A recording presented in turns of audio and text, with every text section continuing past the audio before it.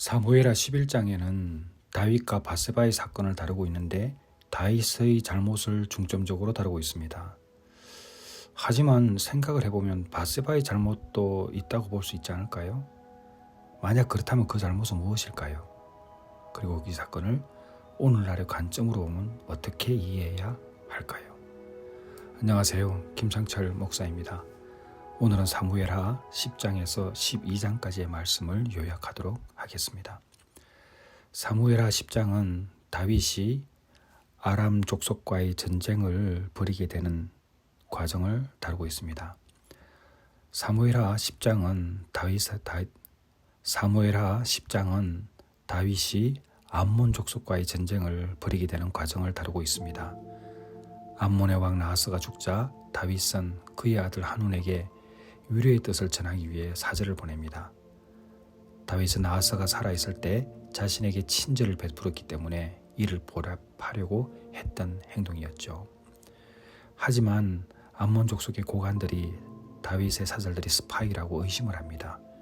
이에 한운이 다윗의 사절들에게 모욕적으로 대하고 그들의 수염을 절반씩 깎고 옷을 반으로 자르게 합니다. 이 모욕에 대한 대응으로 다윗은 요압과 그의 군대를 암몬 족속에 맞서 싸우도록 보냅니다. 암몬은 아람의 병력을 고용하여 이스라엘과의 전쟁을 대비합니다. 하지만 요압은 전투에서 이스라엘 군대를 이끌고 암몬과 아람 군대를 대적합니다. 그리고 전쟁에서 승리를 거두고 아람 군대는 철수하게 되죠.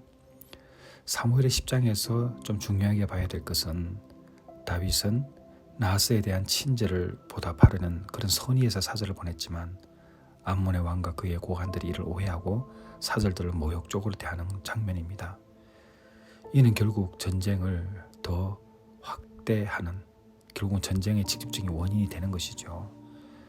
요압의 지휘 아래 이스라엘 군대는 암몬과 아람 연합군을 격파합니다.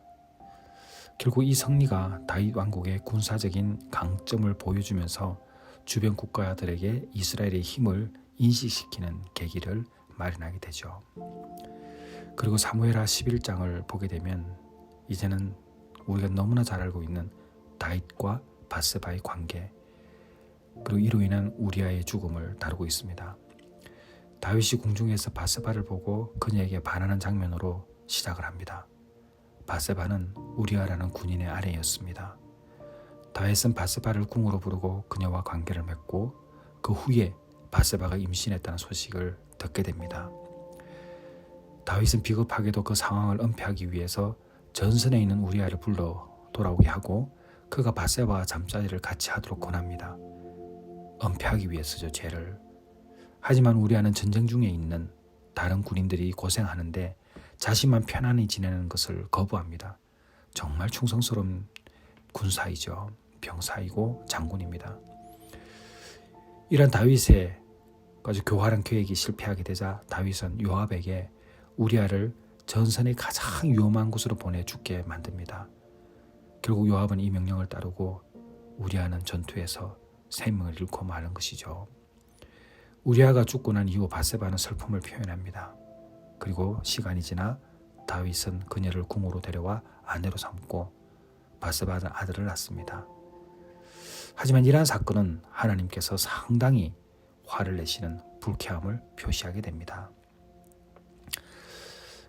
사무엘하 11장에서 좀 봐야 될 것이 무엇이냐면 다윗의 윤리적인 도덕적인 실패를 우리가 보게 되는 것입니다. 그는 밧세바와 간음을 저지르고 은폐하기 위해서 충성스러운 장군 우리아를 죽음으로 몰아갑니다. 그리고 다윗은 자신의 잘못을 인정하지 않고 상황을 통제하려고 했지만 더 큰 비극으로 이어집니다. 우리아의 죽음은 다윗이 그의 권력을 남용했음을 명확히 드러내는 사건입니다. 그리고 이 이야기의 결말에서 하나님의 불쾌함이 언급되고 다윗의 행동이 정말 도덕적으로 어긋나고 있다는 것을 강조하게 됩니다. 사무엘하 11장은 다윗이라는 인물의 복잡성을 드러내는 중요한 장으로서 그의 큰 실수를 보여줍니다. 그리고 권력의 남용, 윤리의 실패, 개인의 행동이 사회적으로, 영적으로 가져올 수 있는 가장 좋지 않은 그런 예를 보여주고 있습니다. 여기에서 한 가지 생각해 볼 필요가 있습니다. 다윗은 당연히 잘못했죠. 그럼 밧세바는 잘못이 없는 것일까요? 사무엘하 11장의 다윗과 밧세바의 이 사건은 전통적으로 다윗의 잘못을 중점적으로 다뤄왔습니다.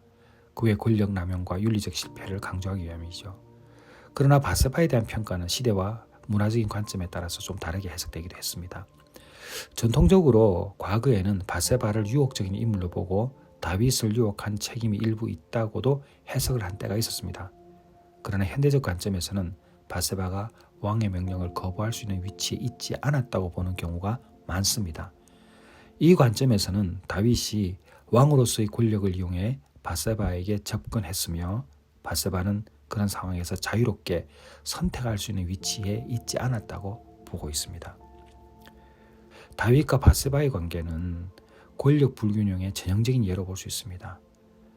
이는 밧세바의 선택이 완전히 자유로운 것이었는지는 의문을 갖게 하는 장면이죠. 이 사건은 권력을 가진 개인의 윤리적 책임과 그로 인해 발생할 수 있는 부정적인 결과에 대한 중요한 사례로 여겨지고 있습니다.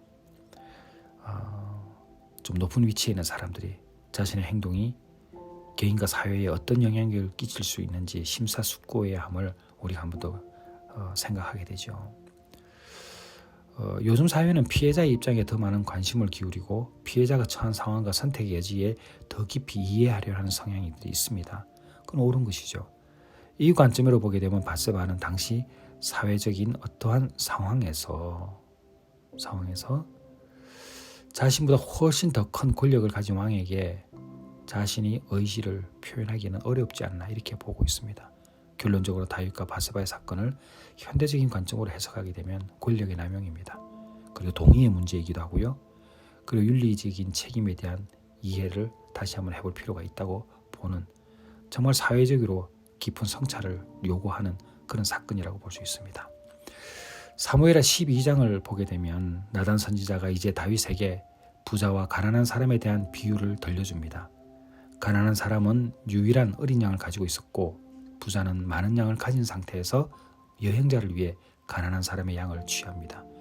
이 비유를 듣고 다윗은 분노합니다. 그리고 그 부자에게 엄정한 처벌을 요구하게 되죠. 그러나 그때 나단은 다윗에게 그 사람이 바로 당신이라고 말하면서 다윗의 죄를 지적합니다. 나단은 다윗이 밧세바와 간음하고 우리아를 죽게 한 것에 대한 하나님의 심판을 전달합니다. 다윗의 가정에서 나올 악과 그의 자식들의 불행을 예언하죠. 다윗은 자신의 죄를 인정하고 회개합니다. 이 부분이 참 중요하죠. 하나님은 다윗의 죽음을 면하게 하지만 밧세바에게서 난 아들이 죽을 것이라고 말씀하십니다. 이후 밧세바에게서 난 아들이 심각하게 아프게 되고 다윗은 그의 아들이 살아남기를 기도했지만 그것은 응답되지 않습니다. 결국 아이는 죽게 되죠. 이후에 밧세바는 다른 아들을 낳습니다. 우리가 잘 알고 있는 솔로몬이죠. 하나님은 다윗의 죄에 대해 심판을 내리시지만 동시에 다윗의 진심 어린 회개를 받아들여서 그의 생명을 구하십니다. 이는 하나님의 공의와 은혜가 함께 작용하고 있는 예를 보여줍니다. 우리도 실수할 수 있습니다. 그때 하나님은 진노하시죠. 그러나 우리가 진심으로 회개하게 되면 하나님의 공의와 은혜가 함께하는 예를 우리 삶에서도 볼 수 있습니다. 다윗의 가정에서 불행이 계속적으로 일어나게 되고 밧세바에게서 난 처자들이 죽고 그 이후에 솔로몬의 탄생까지 사무엘하 12장은 다윗의 삶에서 매우 중요한 전환점을 나타냅니다. 자신의 죄를 깨닫고 회개함으로써 하나님의 용서를 받지만 그의 행동으로 인한 결과는 여전히 대면해야 되는 현실에 놓여 있었습니다.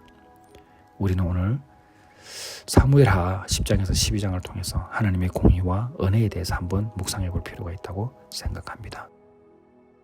한 주간도 믿음으로 승리하세요. 아멘.